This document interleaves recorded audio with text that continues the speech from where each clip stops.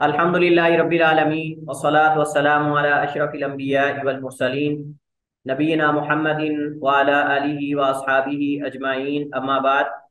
हमारी असल में मीटिंग चल रही थी इदारे की, जो यहाँ मस्जिद नूर के वाले, इस वजह थोड़ा लेट हो गया हूँ। तो शुरू करते हैं हम इंशाल्लाह। आज हमारे पास जो मौजू है, इसका ताल्लुक जो है वो एक एतबार से हिज़्म के साथ है, और दूसरे एतबार से जो है वो जितने भी मुखालिफ फ़िरके और ग्रोह हैं इस्लाम मुखालिफ, उसमें लिबरल्स और जितने भी दीगर कादियानी और जो भी सब हैं वो सब इसमें आते हैं। तो उमूमन इस तरह के हीले ज़्यादा सारे ये इस्तेमाल करते हैं मुखालिफिन, गुमराह फ़िरके और गुमराह लोग।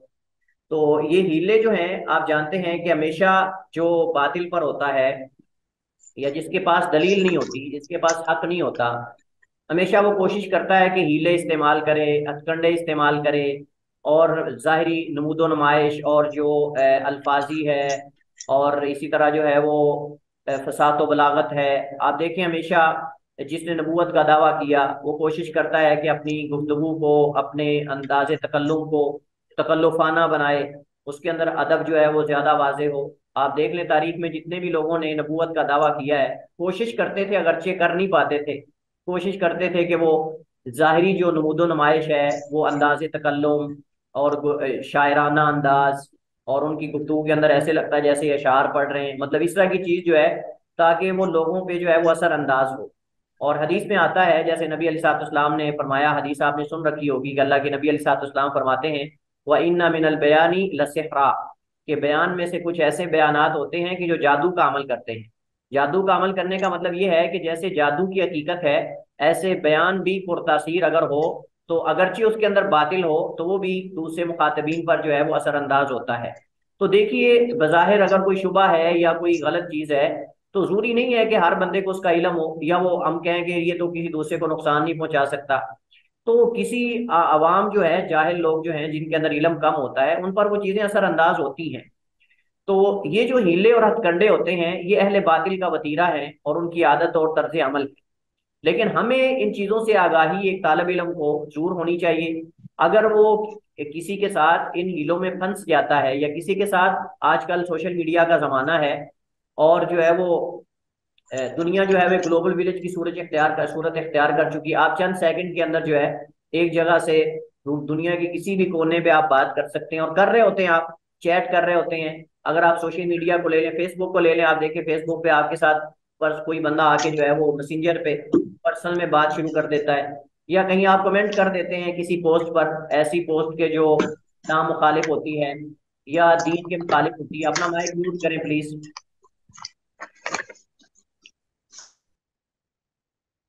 तो उसमें क्या होता है कि फिर वो आकर जो है वो कमेंट करते हैं, फिर आप उस पर कमेंट करते हैं। तो अगर आप वहां सही तरीके से जवाब नहीं दे पाते, और अगर आप वहां से आप निकल जाते हैं, तो उनके जो लोग हैं वो समझते हैं कि देखें, इनके पास कोई दलील नहीं रही। और सोशल मीडिया, देखिए सोशल मीडिया जो है ना, ये कोई डिस्कशन का कोई, आप समझ लें कि बाकायदा प्लेटफॉर्म नहीं है। मैं आपको सही बात बताऊं, इसमें ज्यादातर जो है वो बातें क्लियर नहीं होती। मसलन अगर आप फेसबुक की बात कर लें, या इसके अलावा ट्विटर है, या इस तरह की जगह, वहाँ बाकायदा बातें लोग करते तो हैं, लेकिन उनके नताइज जो है वो नुकसानदेह होते हैं, कोई फायदा कम होता है।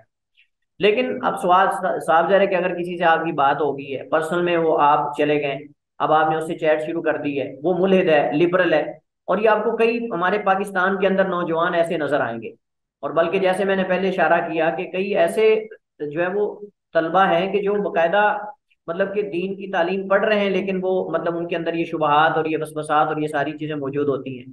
बाकी जो शोबा साइंस पढ़ने वाले हैं, उनके अंदर तो ये चीजें, खुसूसन जो अमेरिका वगैरह से, मुस्लिम ममालिक से पढ़ के आते हैं, उनके अंदर तो ये चीजें होती ही होती हैं। लेकिन अब ये बहुत ज्यादा नौजवानों के अंदर, यूथ के अंदर ये आम होता जा रहा है। तो हमें मालूम होना चाहिए कि अगर कोई हमारे साथ इस तरह के हीले इस्तेमाल करता है दौरान मुनाजरा, या दौरान बहस, या दौरान चैट आप कह सकते हैं, तो हम उस हीले को कैसे समझ सकते हैं, और उसका जवाब हम कैसे दे सकते हैं, उससे निकल कैसे सकते हैं। तो वैसे तो मुल्हिदीन के और मुखालिफिन के हीले बहुत ज्यादा है, लेकिन चंद मारूफ जो सब में सेम है, चंद मारूफ जो सब में सेम है, वो हम यहाँ आज के लेक्चर में पढ़ेंगे। अगला हमारा जो लेक्चर है उसका ताल्लुक होगा शुबहात के हवाले से, कि जो इस्लाम पर या मुख्तलिफ चीज़ों पर जो है वो शुबहात उनकी तरफ से वारिद होते हैं, शुबा किसे कहते हैं और कौन सा शुबा शुबा होता है, कब उसको उस पर रद्द करना चाहिए, कितना रद्द करना चाहिए, उसकी शुरूत क्या है, तर्ज अमल क्या है, और वो शुबहात क्या है, मसलन गुलामों के हवाले से, औरतों के हवाले से, इसके अलावा और है। उसके बाद फिर इंशाल्लाह हमारे लेक्चर्स होंगे उस पे, क्या उसको कहते हैं, डार्विन की थ्योरी पे इंशाल्लाह होगा। मसला शर जो सबसे बड़ा मसला आम जाहिल लोगों का मसला होता है, जो इथिज्म और इल्हाद की तरफ उनको लेके जाता है, इंशाल्लाह उस पर भी हमारा लेक्चर बकायदा मुस्तकिल होगा। और यही ज्यादा मोटी मोटी चीजें हैं इलाहाद के अंदर। बाकी इसके अंदर जो उसूल और कवायद और जवाबित हैं वो हमने जैसे पढ़ रहे हैं और पढ़े हैं, ये चीजें इंशाल्लाह अगर आप समझ लेते हैं तो आपको दीगर तफसीलात और उन चीजों की तरफ जाने की जरूरत नहीं है। हमारे पास ये शार्ट कोर्स है, और शार्ट के अंदर आप जानते हैं कि अब 16 या 15 लेक्चर्स होते हैं, उनके अंदर जो है वो चीजें जो बुनियादी बेसिक होती हैं वो हमने पढ़नी होती हैं। बाकी तफसीलात इंशाल्लाह इनकी रोशनी में आप जो है वो मुख्तलिफ मुकामात से अगर आप कहीं पढ़ते हैं तो इंशाल्लाह मुझे इस बात पे उम्मीद भी है, और इंशाल्लाह आप लोगों पे जो है वो एतमाद भी है कि आप इंशाल्लाह जब ये चीज़ें इनको समझ के पढ़ लेंगे, कोई भी किसी मौजू पे अगर आपके सामने कोई बात आती है तो इंशाल्लाह आप शुबहात का शिकार नहीं होंगे। असल जो चीज़ मकसद है इस कोर्स को यहाँ शॉर्ट दस इंजामी में शामिल करने की। तो जैसे हमने कहा कि अहले बातिल हमेशा, चूंकि उनके पास दलील नहीं होती, और जिसके पास कोई सही दलील ना हो वो हमेशा हीले इस्तेमाल करता है, हीलों का सहारा लेता है, या नमूदो नुमाइश वगैरह, ज़ाहिरी तकल्लुम और तकल्लुफ वगैरह कलाम के अंदर, या ऐसी इस्तिलाहात इस्तेमाल करता है कि जिससे उनका मकसद भी पूरा हो जाए, और दूसरा ये है कि वो दूसरों को अपने साथ भी शामिल कर लें और मिला लें, या फिर अगर कोई हल ना रहे तो गालम गलोच पे आ जाते हैं, जो जातियात हैं उस पर अटैक करने लग जाते हैं, या फिर इस्लाम के जो शायर हैं उन पे ऊपर वो अटैक करने लग जाते हैं। ये उनके पास आखिरी हिला होता है। तो सबसे पहले हमारे पास जो पहला हीला है, ये तमाम गुमराह फिरकों के अंदर आपको सेम नजर आएगा, और वो ये है कि बगैर किसी दलील के मौजू का मनफी पहलू पेश करना। बगैर किसी दलील के कोई मौजू जिस पे आपसे वो बात कर रहा है उसका मनफी पहलू जो है हमेशा वो आपके सामने हाईलाइट करेगा। ये मूल दीन का सबसे पहला हीला है। मसलन मनफी पहलू से क्या मुराद है, मसलन किसी मुसलमान के पास आता है और अगर कहता है कि असल अल्लाह ताला का ना होना है, जो कि इसके बरक्स दावा करे, जो इसके बरक्स दावा करे उसके उसको तो दलील देनी चाहिए।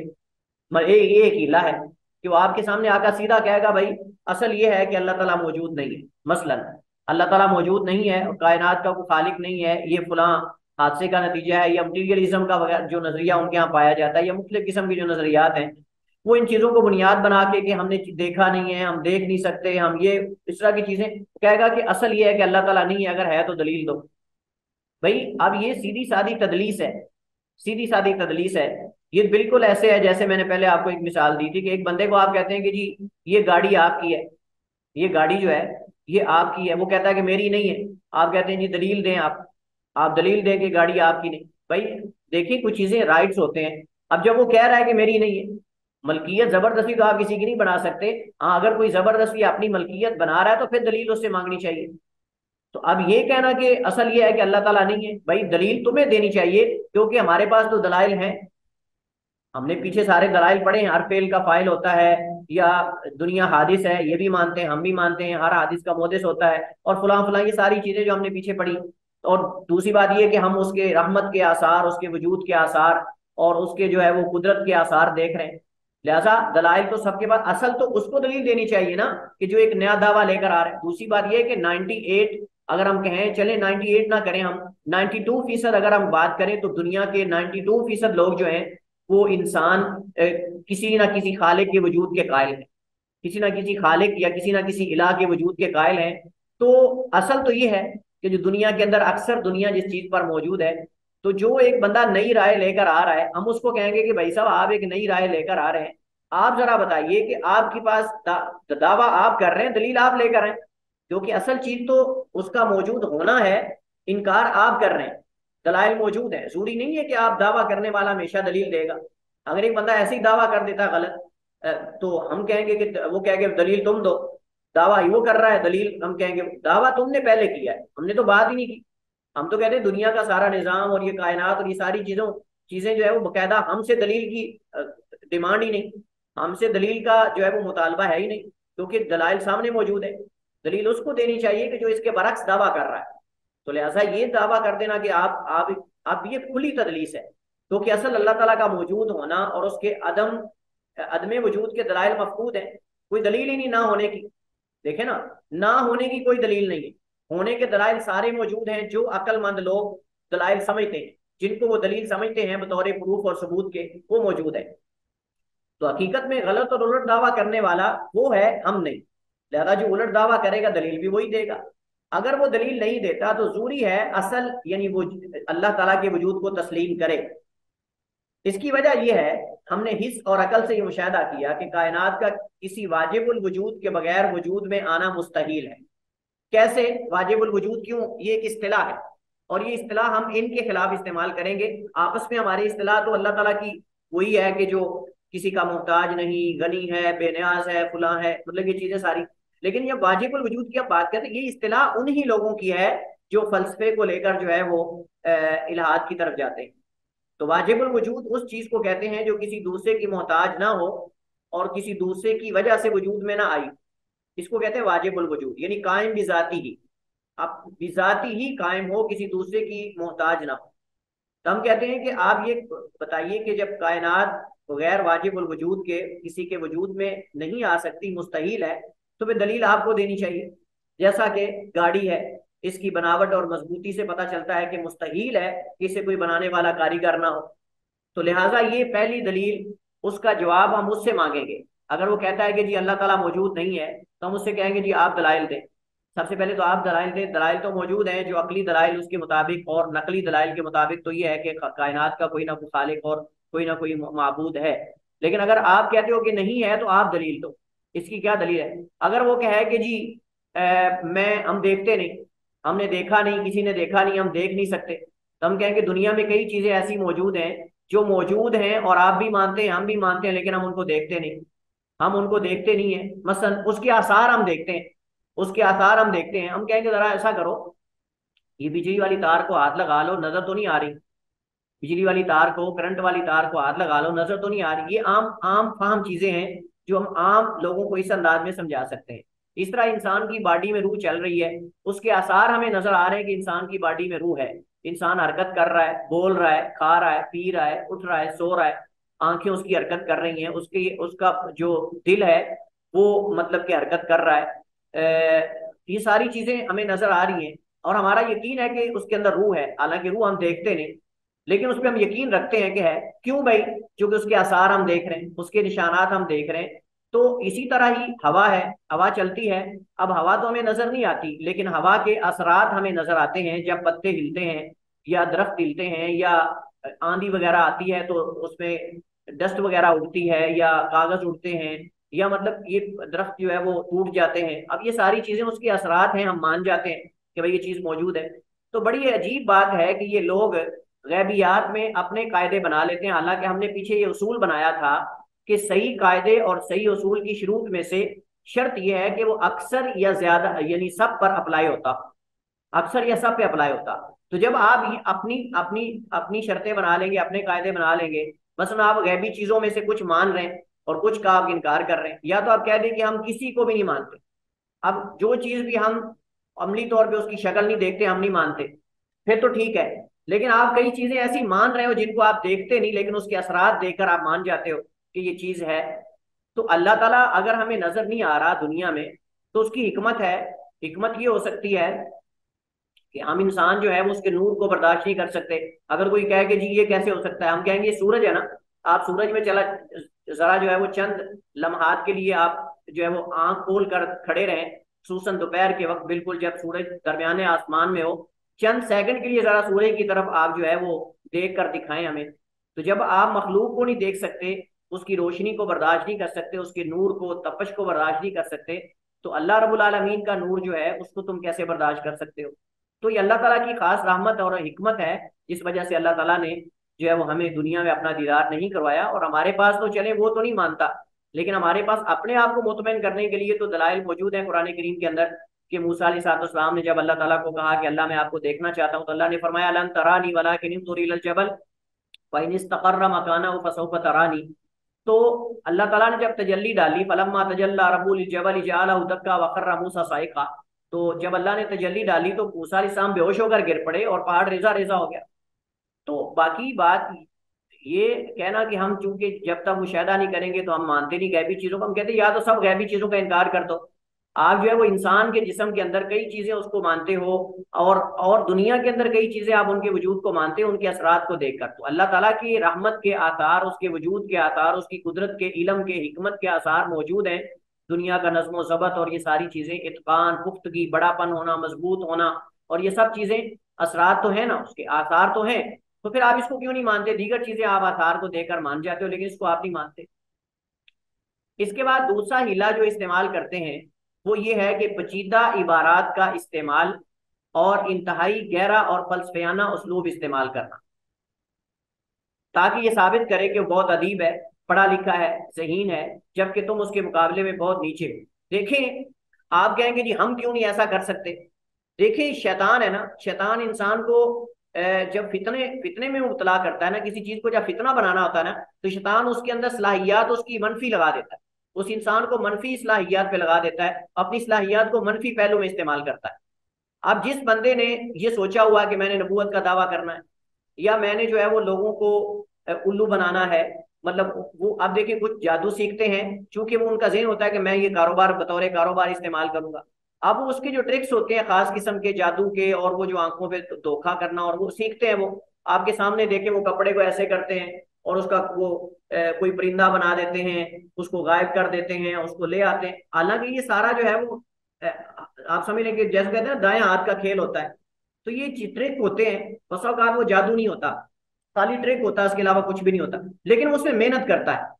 इस तरह जिसने इस्लाम के खिलाफ या लोगों को गुमराह करना होता है, या किसी खास मैदान के अंदर आगे निकलना होता है, फितना बनना होता है, वो उस मैदान में मेहनत करता है। अब उसके बाद इसके अलावा कुछ नहीं होता, उसके बाद इसके अलावा सिर्फ यही होता है कि उसके पास अदब होता है, उसके बाद अल्फाजी होती है, उसके बाद ये लेकिन साफ ज़ाहिर है कि जो दूसरे उलमा या दूसरे लोग हैं उनका सिर्फ ये काम तो नहीं कि वो इस पे मेहनत करते रहे, बाकी चीजें नजरअंदाज कर दें। तो वो सारी चीजों में फोकस करते हैं, लेकिन वो ये नहीं होता कि वो सिर्फ एक चीज को लेकर कि वो अपना अंदाजे तकल्लुम इस तरह बना लें कि लोगों पे जादू कर दें। तो देखिए फितने के अंदर यही तो होता है। अब देखिए दज्जाल है, अब दज्जाल हम पहले सोचते थे कि यार दज्जाल के लोग कैसे पैरोकार होंगे, और उसके माथे पर लिखा भी होगा कि ये काफिर है, और उसकी निशानियां भी बता दी गई हैं, फिर भी लोग हजारों उसके लोग पैरवी करेंगे, ये कैसे हो सकता है। आज आप देख लें, कोई बंदा अगर उठ के नया फितना, कोई नया मौकफ लेकर आ जाता है, कोई नया दावा कर देता है, लोग उसके पीछे हजारों फॉलोअर्स उसके होते हैं, आप खुद देखते हैं उसके फॉलोअर्स बेशुमार नजर आते हैं हमें। तो उसके अंदर देखें वो उस फन में मेहनत करता है जिस फन में उसको पता होता है कि लोगों को गुमराह कर सकता है, और शैतान भी फिर उसको जो है वो सपोर्ट करता है, और शैतान भी उसको कहता है नहीं नहीं ठीक कर रहे हो तुम, बिल्कुल ठीक कर रहे हो। तो हमेशा आप देखेंगे जितने भी अहले बातिल हैं उनके पास जमहूर को, अवाम उन्नास को मुतासिर करने के लिए सबसे अहम चीज जो है वो अल्फाजी होती है, अल्फाजी होती। और तारीख आप पढ़ के देख लें, तारीख आप पढ़ के देख लें, मुसलमा कज़ाब था, उसने कोशिश की अल्फाजी मारने की, उसने कुछ अशार भी पढ़े, कुछ उसने मतलब के कलाम भी बनाई।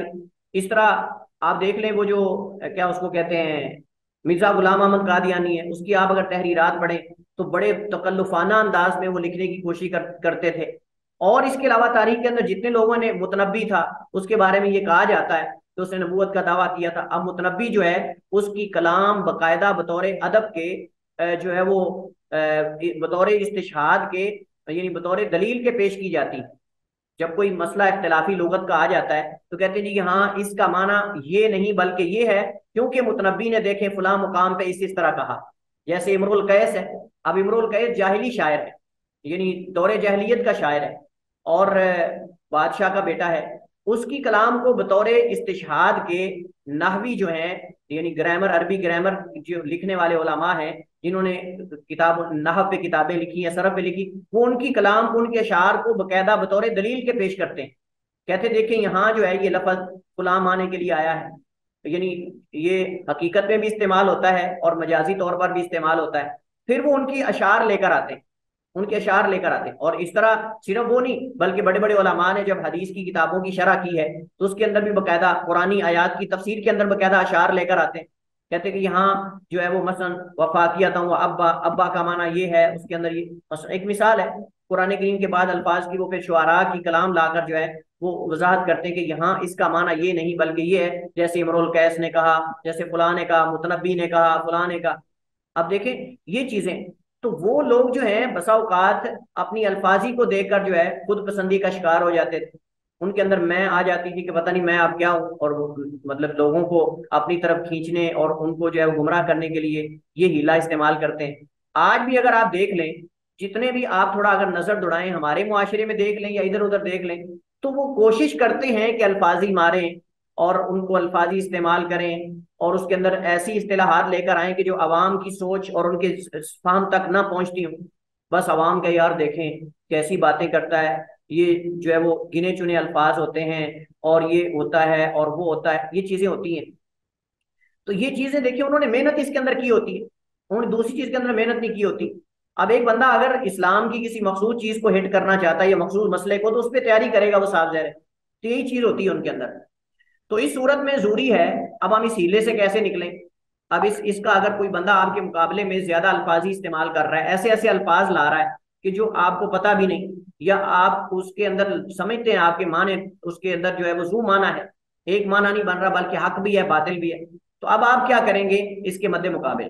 तो इस सूरत में जरूरी है कि उसे हर पेचीदा और मुबहम कलमे और लफ्ज पर रोका जाए, और इसका माना और मफहूम दरियाफ्त किया जाए कि फलां जुमले से तुम्हारी क्या मुराद है, फलां इस्तिलाह से तुम क्या मुराद लेते हो। आप उससे हर इस्तिलाह पर रोकें उसको। आप कहेंगे ये इस्तिलाह तो इस्लाम के अंदर तो इस्तेमाल नहीं होती, हमारे यहाँ तो उर्दू में तो इस्तेमाल नहीं होती, आप ये कहाँ से लेके आए। देखे ना ये चीजें होती, जब आपसे बात वो इस अंदाज में कर रहा है तो आप उस अंदाज में, अगर किसी इंग्लिश में आपसे वो गुफ्तगू कर रहा है तो आप इंग्लिश में देखें कि वो इस्तिलाह इस माने के लिए इस्तेमाल होती है जिस माने में उसको इस्तेमाल कर रहा है। बसा औकात वो अपने बातिल मकसद को पूरा करने के लिए ऐसे अल्फाज लेकर आते हैं ताकि उनके मानने वाले खुश हो जाएं कि भाई देखें ये मुनाजरा जीत गया है, ये बास जो है वो जीत गया है, ये मैदान मार लिया इसने, मैदान सर कर लिया इसने। इस वजह से इब्ने तैमिया रहमतुल्लाह ताला फरमाते हैं कि जो शख्स भी अल्लाह ताला की जात के बारे में, दीन के बारे में, गैबियात के बारे में ऐसी इस्तिलाहात लेकर आएगा जिन इस्तिलाहात का हमारी जुबान के अंदर, यानी जो हमारी मारूफ जुबानें हैं उसके अंदर माना वाजे नहीं, या दो मानों के लिए तीन माने चार माने ज्यादा इस्तेमाल मौजूद है, तो उसमें हम कहेंगे कि भाई पहली बात तो ये कि हमें बताएं ये जो आप इस्तिलाह इस्तेमाल कर रहे हैं इसका माना क्या है। अगर तो माना सही कर रहा हो, मुराद सही ले रहा हो, तो फिर तो ठीक है। लेकिन उसकी मुराद अगर गलत है तो हम कहेंगे तुम्हारी मुराद भी गलत है और तुम्हारा लफ्ज भी जो है बातिल और गलत है, लिहाजा आपने कोई और लफ्ज सही इस्तेमाल करो जिसका सबको सुनने वालों को भी पता चले कि आप क्या इस्तेमाल कर रहे हो। देखे ना, अब अगर आपसे बात कर रहा है, लोग बैठे हुए हैं, लोग पढ़ रहे हैं, देख रहे हैं अगर सोशल मीडिया पे, लेकिन वो गुफ्तगू ऐसी कर रहा है तो उस गुफ्तगू के अंदर देखने वालों को तो पता ही नहीं क्या कह रहा है, या आपको पता है या उसको पता है या उसी को ही पता है आपको पता ही नहीं। तो ऐसी बात का तो फायदा नहीं ना, आप उसको रोके। और जब आप दो तीन दफा रोकेंगे ना कि भाई इसका क्या माना है, इसका क्या माना है, वो खुद ही जो है वो बात करना छोड़ देगा। खुद ही वो कहेगा कि यार ये तो मुझे हर बात में पकड़ रहा है, या इस तरह तो मेरा काम नहीं चलेगा। या तो गुफ्तगू आसान कर लेगा, गुफ्तगू आम कर लेगा, या फिर ये है कि वो जो है वो आपसे बात करना छोड़ देगा और मैदान छोड़ के चला जाएगा। तो यही असल में उसका उसका जो है वो बातिल वाजे होना है। तो हम कहेंगे फलां जुमले से तुम्हारी क्या मुराद है, फलां इस्तिलाह से तुम क्या मुराद लेते हो, हत्ता कि वो आपके सामने ऐसा माना बयान करे जो दू माना या मुतशाबे ना हो, ताकि कहीं वो हीले से आपसे अपनी बात ना मनवा ले। देखें अब जदीद बैंककारी है ना, अब जदीद बैंककारी जितनी बैंककारी हो रही है उसके अंदर बड़ी अजीब अजीबो गरीब किस्म के आजकल जो है वो कारोबार के तरीके हैं। अब वो बाज मुफ्तियान से फतवा लेने के लिए अपनी खास इस्तिलाहात में उस सवाल करते हैं, खास नाम जो उसका इस्तेमाल होता है वो करते हैं। अब उसके लिए जरूरी है कि अगर आपको पता चल रहा है कि ये इस्तिलाह नहीं है, और ये जिन मौलवी साहब से आप फतवा ले रहे हैं या जिन मुफ्ती साहब से आप फतवा ले रहे हैं उनको अगरचे मसले बताने से तो समझ आ जाती है, लेकिन ये इस्तिलाह नहीं समझ रहे, तो जरूरी है कि आप उनको समझाएं कि भाई ये जो मसलन कार्ड्स हैं, क्रेडिट कार्ड है, डेबिट कार्ड है, या फला फला है, इनके अंदर ये शुरूत हैं, ये तरीका है, ये सारा प्रोसीजर है, आप उसको बताएं ताकि वो शरीयत की रोशनी में देखें कि इसके अंदर खलल कहाँ है। ऑनलाइन जो है वो आप देखें क्रिप्टो करेंसी है और पता नहीं क्या क्या अजीबोगरीब किस्म की सूरतें निकल आई हैं, और बाद डॉलर्स खरीदते हैं, ऑनलाइन डॉलर्स खरीदते हैं, फिर उनको एक एक जमाने के बाद वो उतना उनको प्रॉफिट मिलता है, मतलब ये सारी नई नई सूरतें आ चुकी हैं। अब उसकी, अब क्रिप्टो करेंसी आप किसी आलिम से जो बड़े उलमा उनसे जाके पूछेंगे भाई ये क्या, जिसको नहीं पता इस इस्तिलाह का, अब वो अगर कह दे जी ठीक है, अब वो समझ नहीं रहे, तो जरूरी है कि साइल सवाल करने वाला ये आदाब में से है कि आप उस इस्तिलाह का माना उनको जिक्र करें, यानी सवाल का पूरा उसका जो पस मंजर है वो जिक्र करें कि जी इसमें ये होता है, ये तरीका होता है, इसमें जो है वो एक कस्टमर होता है, एक पीछे टीम होती है, या उसके अंदर मतलब एक मार्केटिंग टीम है, वो लोगों से डील करते हैं, उसके अंदर ये होता है। अब इससे उनको पता चलेगा कि भाई जो उनके जेहन में उसूल हैं, कायदे हैं खरीदो फरोख्त के, उनके अंदर ये खलल आ रहा है। इसी तरह हम यहाँ बात कर रहे हैं कि अगर वो अल्लाह की ज़ात के बारे में, दीन के बारे में, इस्लाम के बारे में या इस्लाम के अहकाम के बारे में कोई ऐसी इस्तिलाह इस्तेमाल कर रहा है कि जो हमारे दीन इस्लाम के अंदर या हमारी जुबान के अंदर या किसी भी मारूफ जुबानों के अंदर इस्तेमाल नहीं होती, तो आप उसको ये ना कह दें कि ठीक है या खामोश हो जाए, बल्कि उसको टोके वहां और उसको कहें कि भाई इसका माना बताएं, आप इससे मुराद क्या लेते हो, ये कहाँ से आपने ली है, ये तो इस्तिलाह इस्तेमाल ही नहीं होती। आप अगर बात करना चाहते हैं तो मारूफ अल्फाज में, आम अल्फाज में, ताकि जो लोग सुन रहे हैं, जो लोग बात हमारी पढ़ रहे हैं, उनको भी पता चले कि आप किस क्या बात कर रहे हैं। या फिर आप शुरू में ऐसी शुरूत उन पे लगा दें, जब आपने बात शुरू करनी है शुरू में आप ऐसी शुरूत लगा दें कि वाज़े अल्फाज और मुस्तलहात इस्तेमाल करनी है, पचीदा अल्फाजी और पचीदा इस्तेलाहात इस्तेमाल नहीं करनी, ये आप पहले से शर्त लगा दें। फिर अगर वो इस शुरूत शुरूत के मुखालिफ जाता है तो सुनने वाले, देखने वालों को पता खुद ही चल जाएगा कि देखें अब ये अपनी शुरूत पे अमल नहीं कर रहा, लिहाजा आपको फिर कहने की जरूरत ही नहीं पड़ेगी कि ये देखें अब ये मैदान छोड़ रहा है, या आप ये कर रहा है, आप वो कर रहा है। एक ये हीला है। इसके बाद हीलों में से एक हीला तीसरा ये है कि गुफ्तगू में इजमाल और इंतहाई इख्तिसार से काम लेना। बसा औक़ात जो है वो गुफ्तगू ज्यादा लंबी नहीं करते, इस वजह से कि अगर लंबी गुफ्तगू करेंगे तो फंस जाएंगे, उनका जो हकीकत है वो वाजे हो जाएगी, लिहाजा वो अपनी मुराद को वाजे नहीं करते, अपनी मुराद को, अपने माफिज ज़मीर को या अपने मौक़िफ़ को वाजे नहीं करते। दो चार अल्फाज में वो एक शुबा छोड़ के, जिसको चंगारी कहते हैं, चंगारी छोड़ के साइड पे हो जाते हैं। अब वो लोग उसके अंदर जो चाहे माना मुराद ले लें, आप चाहें तो आप और मुराद ले लें, ये चाहें तो और मुराद ले लें, ये चाहें तो और मुराद ले लें। यही मसला शुबहात के अंदर है। हमने पीछे पढ़ा था मुहकम और मुतशाबे, मुहकम और मुतशाबे, मुतशाबे हाथ अहले ईमान क्यों नहीं लेते? मुतशाबे हाथ के अंदर अहले ईमान का रद्द अमल और रवैया क्या होना चाहिए कि वो उसको मुहकम की तरफ लौटाते हैं, और अगर ना समझ आ रही हो तो अहले इल्म और जो रासिखीन फिल इल्म है उनकी तरफ रुजू करते हैं। तो हम ये कहेंगे कि गुफ्तगू वाजे होनी चाहिए, उसके अंदर इख्तिसार इतना ना हो कि मुराद ही वाजे ना हो, या दूसरा सुनने वाला कुछ भी मुराद ले ले, ऐसा नहीं होना चाहिए। लेकिन आप देखेंगे अक्सर अहले बातिल का तरीका ये है, अक्सर अहले बातिल का टू दी पॉइंट। आप देखें सोशल मीडिया पे गामदी साहब हैं, मैं सिर्फ उनका नाम सिर्फ बतौर एक समझाने के ले रहा हूँ। आप देखें उनसे बहुत सारे सवालात होते हैं इनकार हदीस के मसले के अंदर, इस वक्त पाकिस्तान के अंदर वो वाजे हैं, यानी सरपरस्ती कर रहे हैं मुनकरीन हदीस की। आप देखें एक टू दी पॉइंट एक लाइन के अंदर बात करेंगे। अब उनको पता है कि अगर मैं इस चीज की वजाहत करूंगा तो सुनने वालों को पता चल जाएगा कि हदीस का इनकार कर रहे हैं। मसलन एक दफा मैं सुन रहा था तो कहते हैं कि जी ये जो अहादीस हैं, इनका मुकाम वही है जो तारीख का है, इनका मुकाम वही जो किसी मुल्क, किसी कौम या किसी खास सदी या किसी खास एक जो जमाना है उसकी तारीख होती है, इनकी वैल्यू वही है। अब देखें ये बात करके बात खत्म होगी। अब सवाल करने वाले भी उनके अपने हैं और जवाब देने वाले भी वो खुद हैं, और सवाल उन्होंने पहले ही उनको बताया होता है कि आपने सिर्फ टू दी पॉइंट सवाल करना है इतना, और आगे जवाब जो मैंने देना है उस पर आपने क्यों के, चूं के, चुनाचे नहीं कहना, बस अगला सवाल कर देना तुमने, उससे अगला सवाल। अब देखिए वो इतनी बात में लोगों के ज़हन के अंदर बड़े बड़े शुबहात छोड़ के चले जाते हैं। अब अगर उनसे पूछा जाए कि भाई साहब आप ये जो कह रहे हैं कि अहादीस का मुकाम जो है वो तारीख का है, और आप ये बताइए, एक तरफ आप कहते हैं कि मैं हदीस को मानता हूं, और दूसरी तरफ अगर आपको कोई कहे कि मुनकरी हदीस है या मुनकरीन हदीस में से, तो आप कहते हैं मैं मुनकरीन हदीस में नहीं हूँ, लोग मुझे समझे ही नहीं है, लोग मेरी शुरूत को नहीं समझे। तो अब आप बताएं कि आपका ये जो कहना है कि जी अहादीस का मुकाम वही जो तारीख का है, जो तारीख का मुकाम होता है वही हदीस का मुकाम है, तो आप इससे क्या मुराद ले रहे हैं? मैं ये चीज सिर्फ आपको समझाने के लिए कि बसा औकात वो टू दी पॉइंट इख्तिसार से इंतहाई शार्ट वो गुफ्तगू करते हैं, ताकि लोगों के ज़हन के अंदर शूको शुबात छोड़ के वो अपने अपना अपना काम करके निकल जाए। तो ये उनका तरीका है हमेशा। जब भी टीवी चैनल पे आप देखेंगे, जब भी किसी से बात करते देखेंगे, जब भी कहीं, वो सिर्फ चंद दो तीन अल्फाज के अंदर बात करके आगे निकलने की कोशिश करेंगे, आगे निकलने की कोशिश करेंगे, क्योंकि उनका मकसद पूरा हो चुका है। हालांकि उसूल तो ये है कि जब आपने कोई ऐसी बात की है तो उसको समझाएं, उसको समझाएं कि भाई मेरी इससे मुराद ये है, ताकि दूसरे आप पर कोई गलत चीज ना लगाएं। आपके बारे में देखें ऐसी तो बातें निकलती हैं, ऐसे ही तो आगे दूसरों की तरफ गलत चीजें मंसूब होती हैं कि वो ऐसी टू द पॉइंट मुख्तसर। देखिए हर जगह पे टू द पॉइंट बात नहीं होती। बाज मुकामात ऐसे होते हैं जो काबिल वजाहत होते हैं, वहां वजाहत ज्यादा जरूरत होती है। अगर आप वहां वजाहत नहीं करते तो आप पर इल्जामात लगेंगे, आपकी गुफ्तगू को सियाको सबाक से हटाया जाएगा, आपकी गुफ्तगू को गलत इस्तेमाल किया जाएगा, और जो कोई चाहेगा आपकी तरफ मंसूब कर सकता है।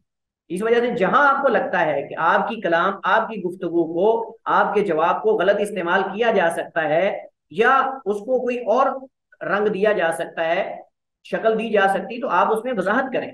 नबी अलैहिस्सलाम देखें, अल्लाह के नबी अलैहिस्सलाम बाज मुकामात पे आप टू दी पॉइंट बात करते थे, बाज़ औक़ात आप बताते थे कि ये क्यों है, इसकी वजह क्या है। तो ये सारी चीजें जो हैं इनको हमने जिससे गुफ्तगू कर रहे हैं हमने ये सारी चीजें सामने रखनी है।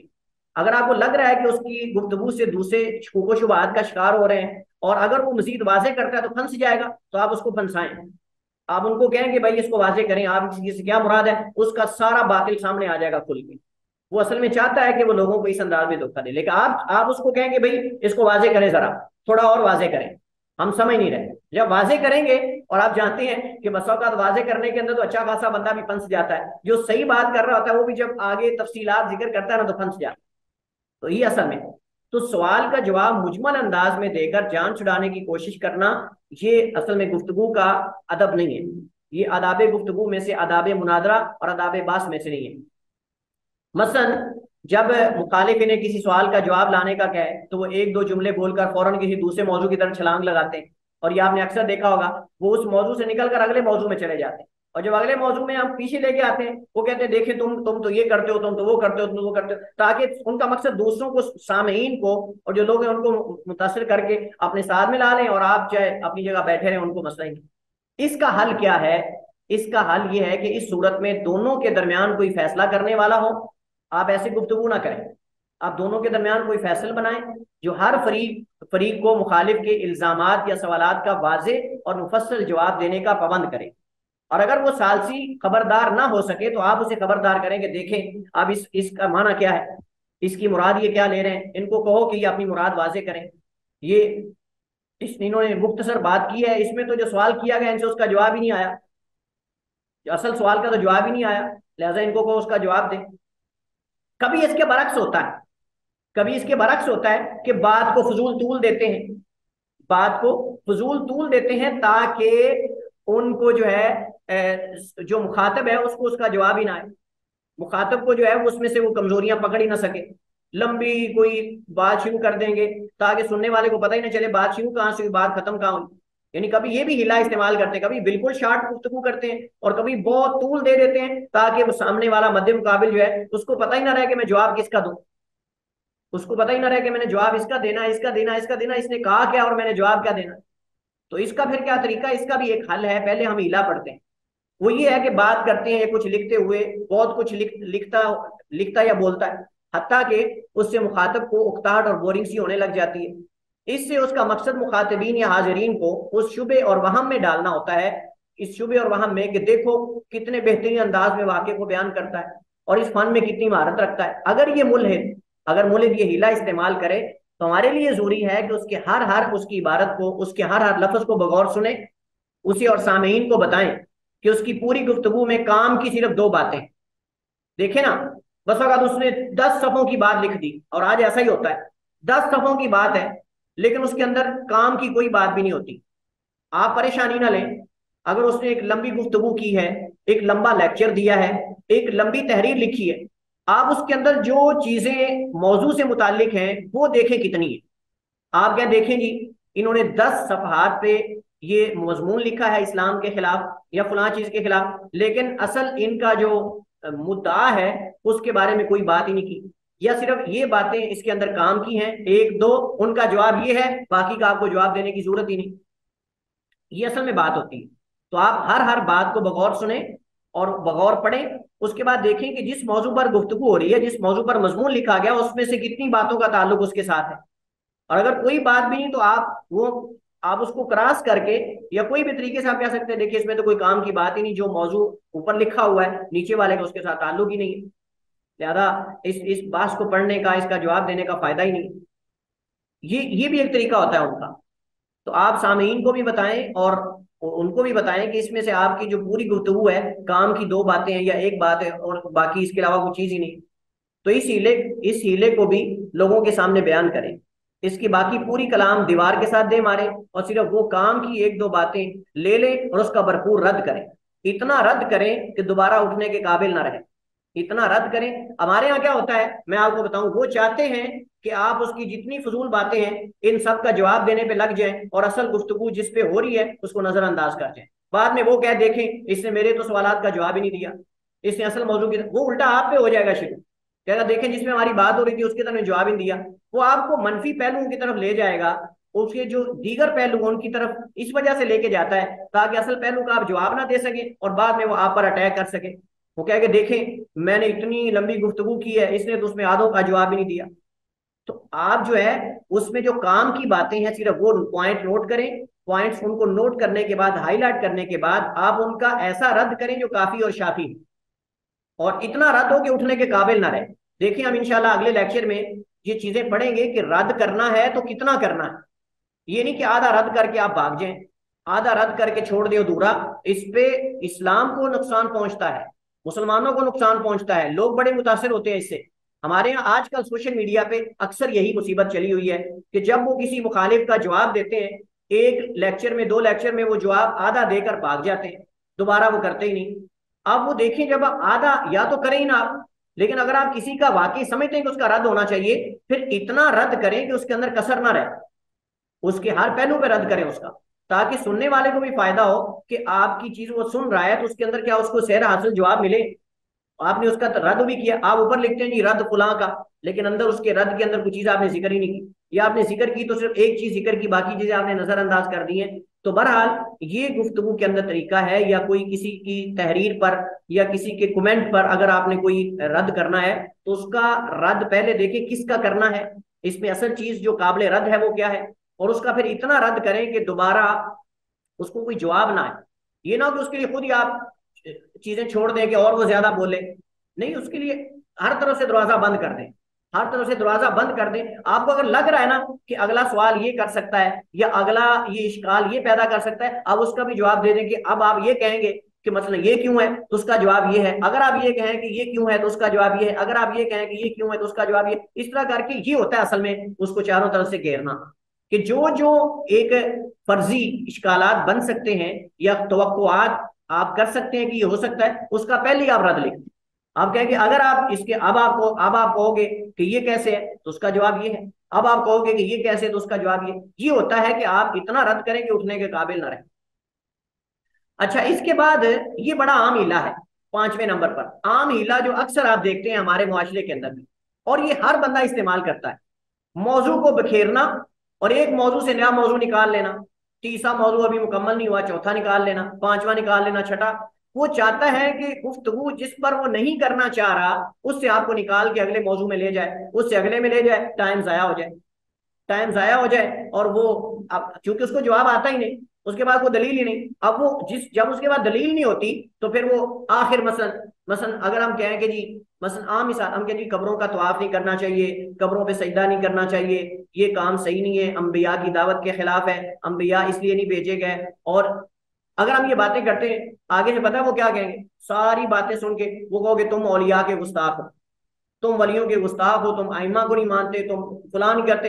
अब वो मुखातिबीन जो है सारे सामीन वो कहेंगे हाँ ये बात है, इनकी तो बात ही नहीं सुननी चाहिए, चले चलते हैं, ये तो गुस्ताख है, ये तो अच्छा अस्तगफिरुल्लाह अस्तगफिरुल्लाह, ये आइमा को ही नहीं मानते, ये वलियों की गुस्ताखी करते हैं, लिहाजा ये तो गुस्ताख लोग हैं, ये तो नजस हैं, ये तो फलां है, ये तो फलां है।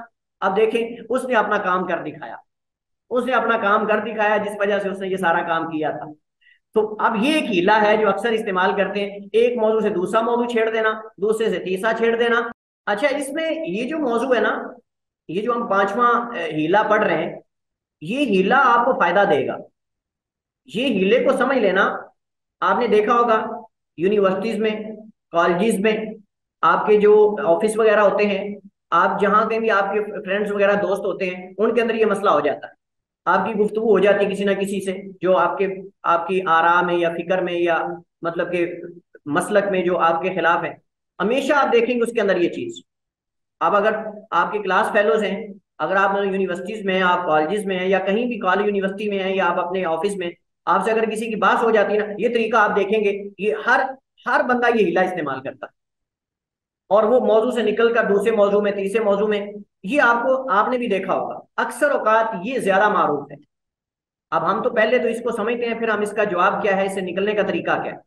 तो ये मुल्हिदीन का खुसूसन, और तमाम अहले बातिल का उमूमन, या कई लोगों का ये कि गुफ्तगू, जब गुफ्तगू होती है, किसी खास नुक्ता नजर पे बात हो रही होती है, तो वो बीच में दूसरे मौजूआत दाखिल करने की कोशिश करते हैं, ताकि असली मौजू की तरफ आपका ध्यान ही ना रहे। या उसको लग रहा होता है कि हो सकता है अब ये तैयारी तो इस मौजू पर करके आया है, अगर इसको मैं दूसरे मौजू की तरफ लेके जाता हूं तो उसका इसके बाद जवाब ही नहीं होगा, लिहाजा लोगों को पता चल जाएगा कि देखिए इस बंदे को तो कुछ आता ही नहीं। और या आपकी क्लास में अगर किसी से बात हो जाती है, वहां आपके कॉलेज यूनिवर्सिटी में या आपके ऑफिस में, तो वो आपको जानबूझ के इस मौजू से उधर लेके जाएगा। वो कहेगा अच्छा देखो ये, तो उसको बताया कि इसका इसको जवाब नहीं आता। मसलन मैं मिसाल से मसला वाजे करूंगा। मसलन आपने मुल्हिद से अल्लाह ताला के वजूद पर बात शुरू कर दी। अब उसको लगा कि यार ये दलाइल बड़े दे रहा है, अब मेरे पास तो कोई दलील नहीं है, अब मैं क्या करूं। जब उसके जवाब देने की बारी आई, अब उसके पास बज़ाहिर तो दलाइल कोई नहीं कि अल्लाह ताला के वजूद ना होने के दलाइल क्या हैं।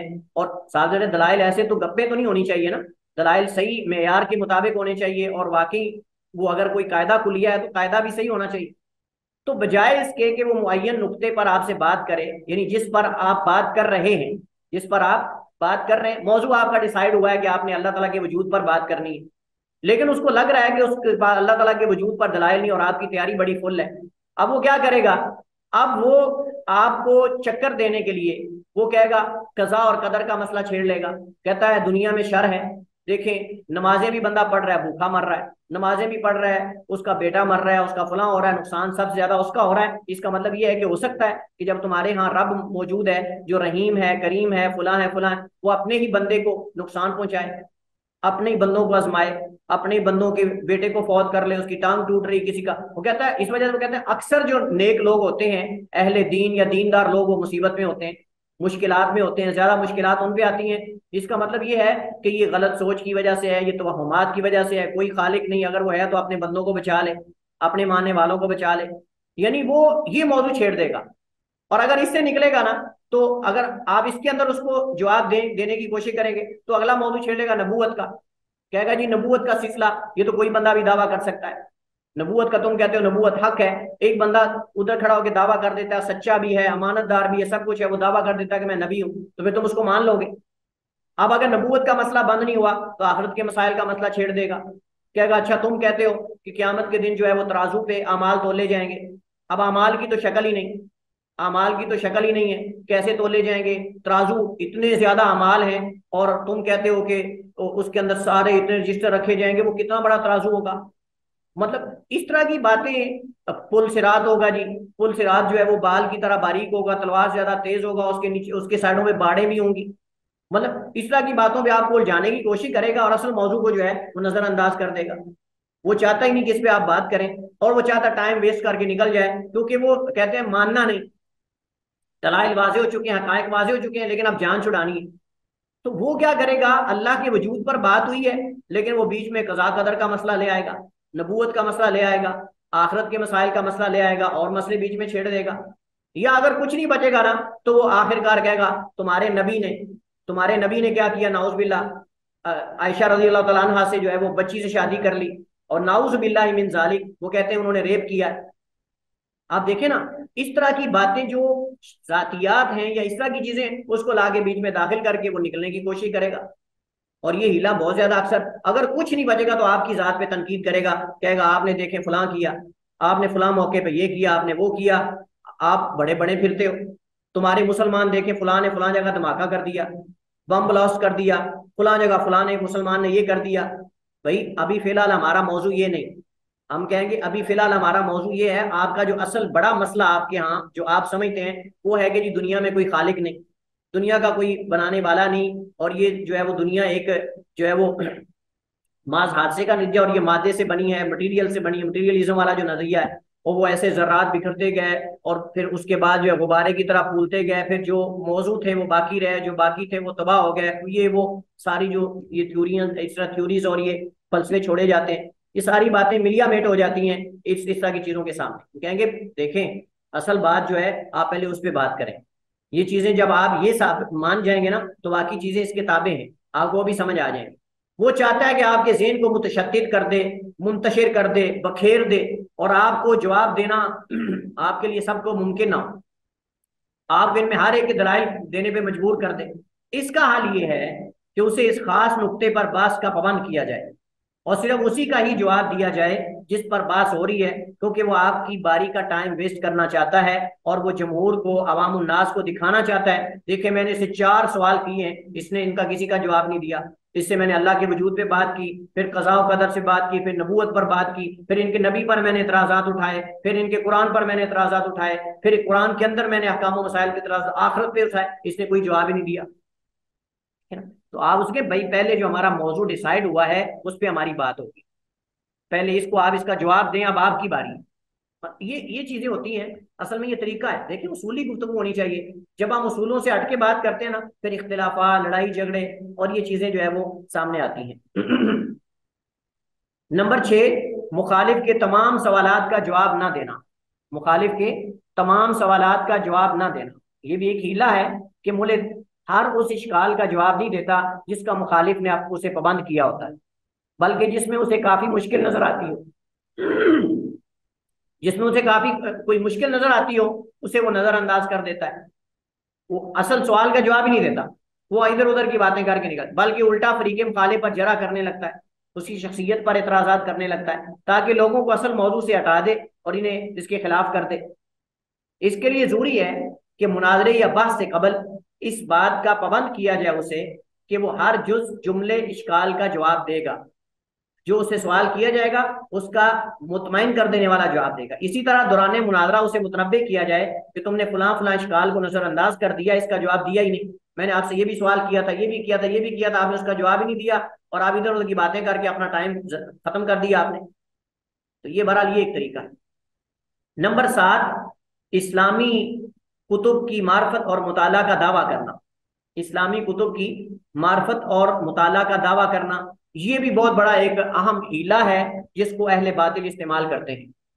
कहते हैं जी सही बुखारी मैंने पढ़ी है, सही मुस्लिम पढ़ी है, मैंने फलां पढ़ी, मैंने फलां पढ़ी, मैंने फलां किताब, सारी किताबें पढ़ी मैंने, और उसके अंदर ये, उसके अंदर ये मोटी मोटी चीजें उन्हें जेहन में रखी होती हैं ताकि आपको पजल कर दे, आपको जो है वो खामोश करवा दे पहले ही। आप कहें हो इस बंदे से तो मैं बात ही नहीं कर सकता, ये तो बड़ी किताबें बता रहा है, ये तो बड़ा पढ़ा हुआ है, मैं फलां से भी पढ़ा, फलां से भी पढ़ा, फलां से भी पढ़ा, हकीकत में उसके पल्ले कुछ भी नहीं होता। तो ये एक हीला है जो मुल्हिदीन खुसूसन और अहले बातिल उमूमन इस्तेमाल करते हैं। ये बावर करवाते हैं कि वो इस्लामी कुतुब पर इंतहाई गहरी नजर रखते हैं, फलां फलां वेबसाइट पर मौजूद तमाम कुतुब और तहरीर उसने पढ़ रखी है। हत्ता कि अगर आप उनसे इनमें से किसी किताब का पूछें तो यकीनन उसके पास उसका खास खुलासा भी होगा, उसने खास खुलासा रखा होगा। वो आपको आपको कहेगा मैंने पढ़ी, आप कहेंगे बताओ, आपको अपने सामने खोल के लैपटॉप पे या मोबाइल पे बताना शुरू कर देगा खुलासा, इसके अंदर ये, इसके अंदर ये, इसके अंदर ये। तो आप कहेंगे यार वाकई इसने तो सारा कुछ पढ़ा हुआ है, क्योंकि उसका मैदान ये है, उसने धोखा इस अंदाज में देना है। उसने वो चीज जो बताएगा वो सामने उसका एक खुलासा रखा होगा, हालांकि उसने पढ़ा नहीं होता, उसने बस उसका मेन या फरिस्त सामने होती है, फरिस्त उसकी या उसकी मेन चीजें सामने होती हैं, तो इसने कहीं से कॉपी पेस्ट किया होता है।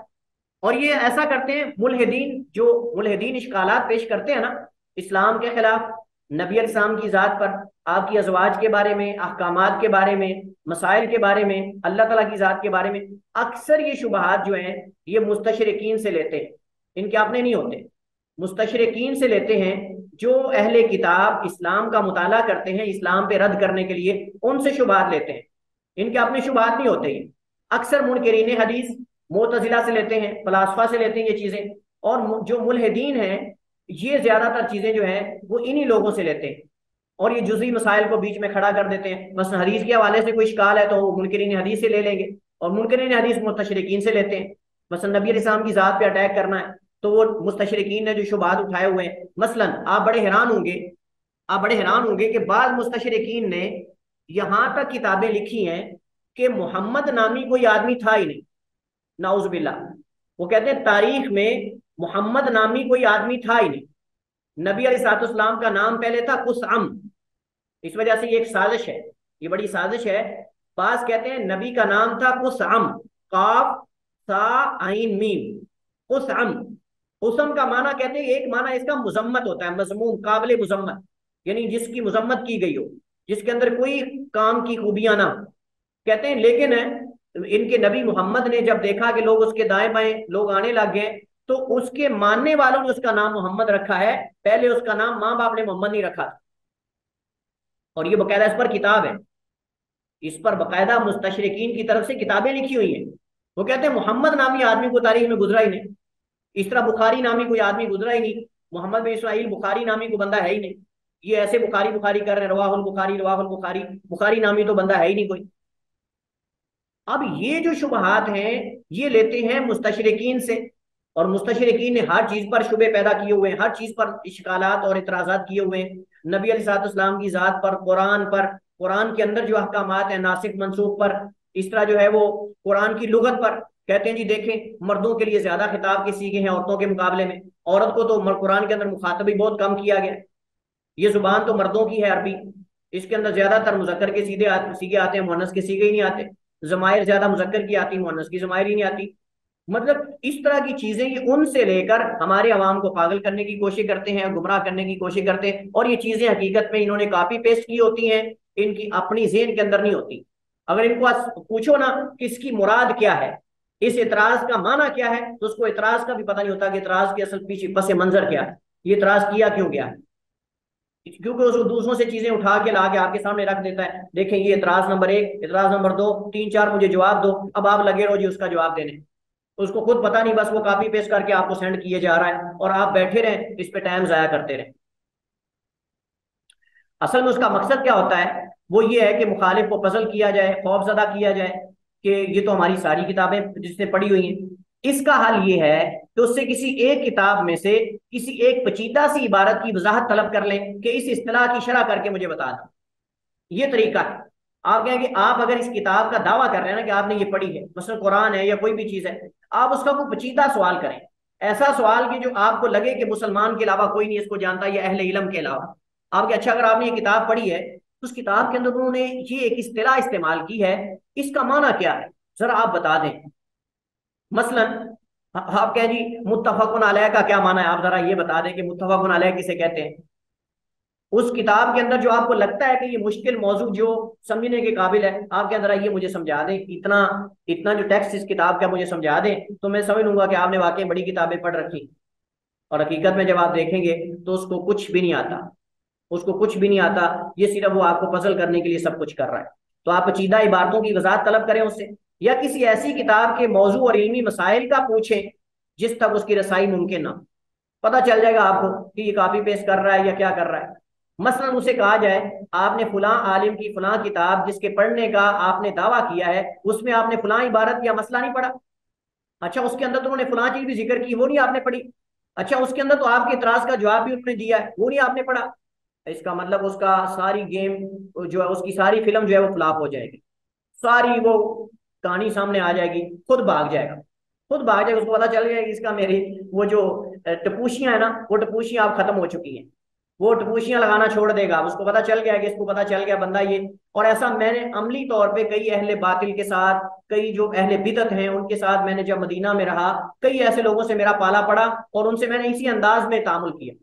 मैंने कहा अच्छा आप मेरे साथ मुनाजरा करना चाहते हो मसला इल्मे गैब पे, तो क्या ख्याल है, पहले आप मुझे अरकान ईमान बताएं।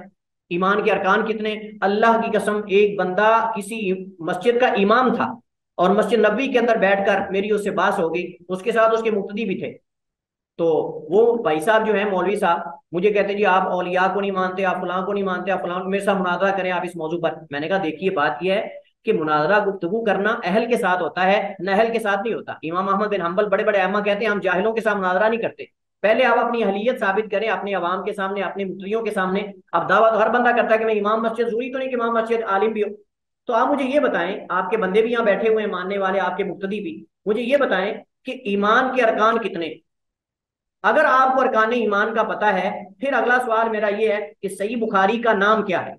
सही बुखारी का असल नाम क्या है जो इमाम बुखारी ने रखा है? ये तो सही बुखारी तो हमने रखा हुआ है ना, लेकिन बुखारी का असल जामे अल मुस्नद सही मिन उमूर रसूलिल्लाह सल्लल्लाहु अलैहि आखिरी, ये असल मेरा मकसूद। मैंने कहा आप सही बुखारी का पे नाम बताएं, पहले मुझे अरकान ईमान बताएं कि ईमान के अरकान कितने। अल्लाह की कसम उसे अरकान ईमान का पता नहीं था, और वो इमाम मस्जिद है और खतीब भी है। आप अंदाजा लगाएं जरा। जब उससे मैंने सवाल किया तो भाग गया वो। दाएं देखा, इधर देखा, बाएं देखा, बंदा ही नहीं खड़ा। मैंने उनके नमाजियों को कहा, मैंने कहा ये देख लें जरा आपके इमाम साहब लाएं, कहाँ है तुम्हारे इमाम साहब? तो वो कहते जी छोड़े, बस असल में हम लोगों को भी पता है इस तरह के मसाइल, ऊपर से देख के जुमा पढ़ाते हैं, ये करते हैं वो करते हैं। तो बात सारी खुल गई उनके सामने भी, उनको भी पता चल गया। मुस्तशरिकीन के शुबहात की कॉपी पेस्ट करना अभी मैं जिक्र कर चुका हूं, कि वो वहां से उठा के आपको सेंड कर देते हैं, दूसरा तीसरा जहां से उनको मिलता है आपको किए जा रहे हैं, और आप बैठे रहे उनको लेते रहे। आप उसको कहें भाई आप आए मेरे साथ, इसका क्या मतलब है?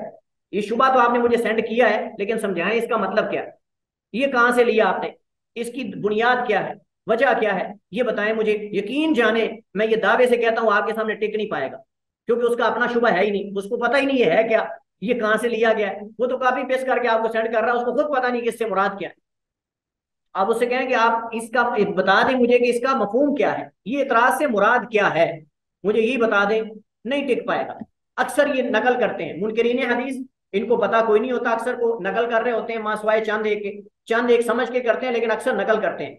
और इसी तरह मुल्हिदीन, जितने नौजवान यूथ हमारी उस तरफ जा रही है, वो आपको जो सवालात और चीजें सेंड करेंगे, वो उनसे लेकर अगर उससे पूछ लो ना इससे क्या मुराद है, जरा मुझे समझा दो इस शुबे से मुराद क्या है, नहीं पता होता। बास को होता है, लेकिन बास को बिल्कुल नहीं होता, अगर है तो उसका भी हल मौजूद होता है। अगर वो आपको कॉपी पेस्ट कर रहा है, नकल कर रहा है, तो उसका हल ये है कि उसकी इबारत के एक एक दो दो जुमले लेकर गूगल सर्च करें और फौरन पकड़ लें। तो उसे कहें कि ये तो तुमने फलां जगह से लिया है, अब बताएं इसके अंदर जो उन्होंने ये लफ्ज इस्तेमाल किया है इसका क्या माना है, इससे मुराद मुझे बता दें। तो ये चंद टूटे फूटे इश्कालात जो हैं उनके पास होते हैं, इस पे वो ज्यादा देर बात ही नहीं कर सकेगा, मैदान छोड़ देगा। उसको क्या, अपना इतराज को लेके आए, दूसरों से नकल ना करें। आपका कोई अगर इतराज है तो वो लेके आए। इस्लामी अकायद के साथ इस्तेहजा या मजाक करना ये आखिरी हिला है, जिसको हम पढ़ के बाद खत्म करते हैं, नमाज का टाइम भी होने वाला है। इस्लामी अकायद के साथ इस्तेहजा करना, आप देख लें यूरोप के अंदर, ये डेनमार्क के अंदर, मुख्तलिफ के अंदर, वो क्यों ये करते हैं सारी चीजें? वो हमारे जज्बात को ठेस पहुंचाते हैं, हमारे जज्बात को मजबूर करते हैं, और वो चाहते हैं कि गलत रद्द अमल दिखाएं, ये कोई ऐसा रद्द अमल दिखाएं कि हम दुनिया के सामने इनको बदनाम करें। अब देखिए 9/11 का जो हमला हुआ, 9/11 का जो वाकया पेश आया, उसको यूरोप के अंदर मनफी अंदाज में पेश किया जाता है। मुसलमान दहशतगर्द होते हैं, लिहाजा तुम मुसलमान होकर दहशतगर्द बनोगे, तुम मुसलमान होकर ये बनोगे, देखिए उन्होंने ये किया था। अब देखिए उसके बाद तो उन्होंने बहुत ज्यादा इस्लाम को ब्लेम करने और बदनाम करने की कोशिश की। 9/11 के हमले के बाद हमने पढ़ा था इलाहाद के असबाब के अंदर भी, कि जब ये हमला हुआ तो उसके बाद लोगों ने इसको मनफी इस्तेमाल किया। यूरोप के अंदर बाज मुल्हिदीन ने इससे फायदा उठाया, उन्होंने कहा देखिए, हाँ, मुसलमान हो और दहशतगर्द ना हो, ये तो हो ही नहीं सकता, लिहाजा वो इसको दहशतगर्दी का नाम दे दिया। लेकिन अगर वो फलस्तीन के अंदर बच्चों पे, रात को सोए हुए बेगुनाह बच्चों पर, या इराक के अंदर, या अफगानिस्तान के अंदर, या किसी इस्लामी रियासत के अंदर, या अपने मुखालिफिन के ऊपर अगर रात को बमबारी करते हैं और उनके जिस्म के टुकड़े टुकड़े कर देते हैं, यतीम बच्चों के, बेवा औरतों के और मासूम लोगों की अगर जानें जाया करते हैं, उड़ा देते हैं उनको बम के साथ, तो ये इंसानियत के खिलाफ नहीं है, ये दहशतगर्दी नहीं है। अगर अगर ये दहशतगर्दी से मुराद ये है, तो सबसे बड़े दहशतगर्द हुकूक इंसानियत के नारे लगाने वाले ये लोग हैं, जिन्होंने अफगानिस्तान के अंदर लाखों लोगों को, बेगुनाह लोगों को जो है वो उनके जो है वो जिस्म के टुकड़े टुकड़े किए और औरतों की इज्जतें लूटी। अब इराक के अंदर और कई ममालिक के अंदर तारीख इस बात की शायद है, सिर्फ अपनों के साथ, मुसलमानों के साथ नहीं बल्कि अपनों के साथ भी ये किया, मुखालिफिन के साथ भी ये किया। ये लोग हैं जो दूसरों को दहशतगर्द कहते हैं।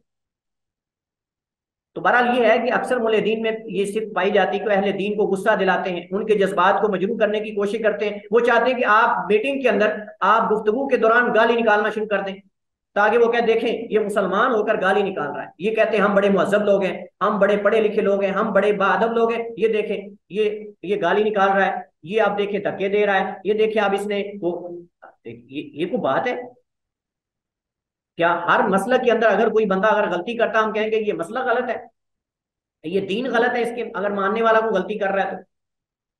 अगर किसी मुल्क के अंदर कोई कानून की खिलाफ वर्जी कर रहा है, इसका मतलब यह है कि उस मुल्क के अंदर कानून ही नहीं। इस हालत में उनकी कलाम को माजूब माना जाए और मुनाजरे के फैसल को खबरदार किया जाए, अगर तो मुल्क अपनी हरकत से बाज आ जाए तो इससे मुनाजरा जारी रखा जाए, बसूरत दीगर उससे मजीद आगे मुनाजरा ना किया जाए, क्योंकि वो आदाब का ख्याल ही नहीं कर रहा। वो चाहता है कि आपके जज्बात को ठेस पहुंचाए और आप गालम गलोच पे आ जाए उसकी तरह।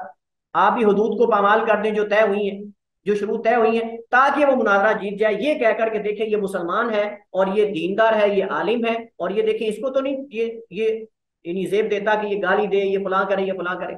अच्छा तुम्हें देता है, इसे नहीं देता। लेकिन लोग नहीं ये देखते, लोग देखते वाकई ये मुसलमान है, और देखें ये गालिब गलोच कर रहे हैं, वो देखे कितनी मुहज्जब बात कर रहा है, देखे कितने सलीके से बात कर रहा है, लेकिन ये देखे इसकी गुफ्तगू कितनी घटिया है, फुला है फुला। लो जी, इस पे सारी बात खत्म हो जाती है, वो अपना मकसद पूरा कर जाता है।